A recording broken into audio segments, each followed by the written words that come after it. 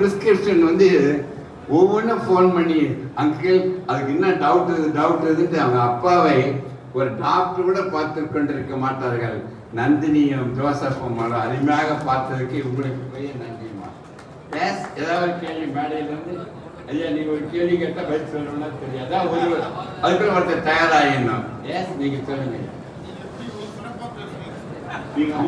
இவ்வளவு சிறப்பாக பேசுவதற்கு காரணம் இந்த MCTM ஸ்கூல் படித்ததால் அவர்களிடம் கிடைத்த அறிவை கொண்டு பேசிக் கொண்டிருக்கின்றேன். ரகசியம் ஒன்றுமே இல்லை. ரொம்ப நன்றிங்க ஐயா. பேச ஒரு கேள்விங்கிறது எதுவுமே கிடையாதா? பரவாயில்ல. ஐயா கேட்கிறாரு. அதாவது இப்ப எல்லாம் என்ன சொல்றாங்கன்னா புரோட்டீன் வந்து வயசாயிட்டா புரோட்டீன் அதிகப்படுத்துங்க, கார்போஹைட்ரேட் குறைச்சிக்கங்க, அப்பதான் எலும்பும் தசையும் ஸ்ட்ராங்கா இருக்கும். அதர்வைஸ் போன்ல இருக்கிற மேட்ரிக்ஸ் எல்லாம் வெளியில வந்துடும், எலும்பு உடைஞ்சு சார் சொன்ன மாதிரி கீழே விழுந்தாதான் இறப்பு. அப்போ எலும்பு தசையும் ஸ்ட்ராங்கா இருக்கிறதுக்கு புரோட்டீன் வேணுங்கிறாங்க. எவ்வளவு புரோட்டீன் சாப்பிடணும் அப்படின்னா ஒரு கிலோ வெயிட்டுக்கு 1 கிராம் சொல்றாங்க. இது என்ன மாதிரி சாப்பிடணும்? அது புரோட்டீன் வந்து இப்ப ஃபாஸ்டிங் பண்ணா நல்லதுங்கிறாங்க. இந்த ரெண்டையும் எனக்கு கிளாரிஃபை பண்ணுங்க சார். ஃபாஸ்டிங் அவசியமா இல்ல ஸ்கிப் பண்றது நல்லதா? அதே மாதிரி புரோட்டீன் அப்படிங்கிறது ரொம்ப ரொம்ப முக்கியம் தானா? நல்ல காலம் இளங்கவன் டாக்டர் ஆகலப்பா. தற்பலிக்கு பிராக்டிஸே வந்திருக்காரு. அருமையான கேள்வி. நீ எப்பொழுது சாப்பிடுவதாக இருந்தாலும் எதுவாக பிடிக்கின்றதோ அதை கட்டாயம் சாப்பிட வேண்டும். அதை பற்றி இது வேணும் அது வேணும் வேண்டாம், அளவுடன் சாப்பிட்டால் போதும். காய்கறி பழங்கள் நன்றாக சாப்பிடுங்கள்.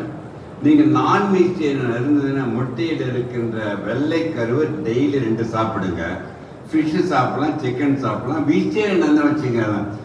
நான் ஒன்று கேட்குறேன் பயிலை சொல்லுவதற்கு முன்பு, எந்த நட்ஸில் எல்லாம் கொலஸ்ட்ரால் இருக்குதுன்னு சொல்லுங்க பார்க்கலாம். நந்தினி, எந்த நட்ஸில் கொலஸ்ட்ரால் இருக்குது? ரொம்ப இந்த மேடையில் மட்டும்தான் கரெக்டான ஆன்சர். எந்த நட்ஸ்லயும் கொலஸ்ட்ரால் கிடையாது. 0 கொலஸ்ட்ரால். கைத்தட்டல் அவர்களுக்கு. எந்த உணவு தாவரத்திலிருந்து வருகின்றதோ கொலஸ்ட்ரால் கிடையாது. எந்த நட்ஸ்லயும் புரோட்டீன் கண்டென்ட் அதிகமா இருக்குது.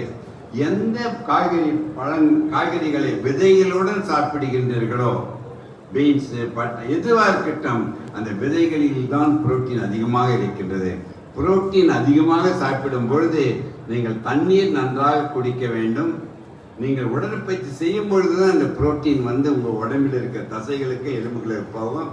ஒரே ரிக்வஸ்ட், அனைவரும் குறைந்தது 20 நிமிடங்கள் 2 மணிக்கு முந்தி உங்கள் ஸ்கின்னை வந்து சூரிய வெளிச்சத்துக்கு எக்ஸ்போஸ் பண்ணணும். இப்படி பண்ணும்பொழுது வைட்டமின் டி சிந்தசிஸ் ஆயிடுச்சுன்னா சாப்பிடுகின்ற கால்சியம் அப்போ தான் அப்சார்ப் பண்ண முடியும். வைட்டமின் டி ஒன்று இல்லாவிட்டால் கால்சியம் அப்சார்ப் ஆகாது. அந்த அப்சார்ப் பண்ண கால்சியம் தசைகளுக்கு எலும்புகளுக்கு வேணால் கட்டாயம் கூடிடும். அது முக்கியமான கருத்து. ஒன்றே ஃபாஸ்டிங் பற்றி தயவுது 3 வேளை இனிமேல் சாப்பிடாதீர்கள். 2 வேளை சாப்பிட்டால் போதும். இரவு 7 மணிக்கு சாப்பிட்டுட்டு அடுத்த நாள் காலை 11 மணிக்கு சாப்பிடுங்க. நடுப்பெற தண்ணீர் மாத்திரம் குடித்தா 100 வருடம் வாழ முடியும். முந்திலாம் பாருங்க, சாப்பிட்டு ஒரு 200 வருஷத்துக்கு பஞ்சத்தினால் மக்கள் இறந்தார்கள். இப்ப சாப்பிட்டு மக்கள் இறந்து கொண்டிருக்கின்றார்கள். அந்த intermittent fasting is a gift. வயிறு காலியாக பசியுடன் இருக்கும் பொழுது உங்களை தியான நிலைக்கு எடுத்து செல்ல முடியும். ஞாபகம் வைத்துக் கொள்ளுங்கள். மிக முக்கியமான சர்க்கரை வியாதி வந்து கொஞ்சம் கேர்ஃபுல்லாக பார்த்துக்கணும். ஸோ வயிறு முழுக்க சாப்பிடாதீங்க. வேண்டும் பொழுது மட்டும்தான் சாப்பிட வேண்டும்.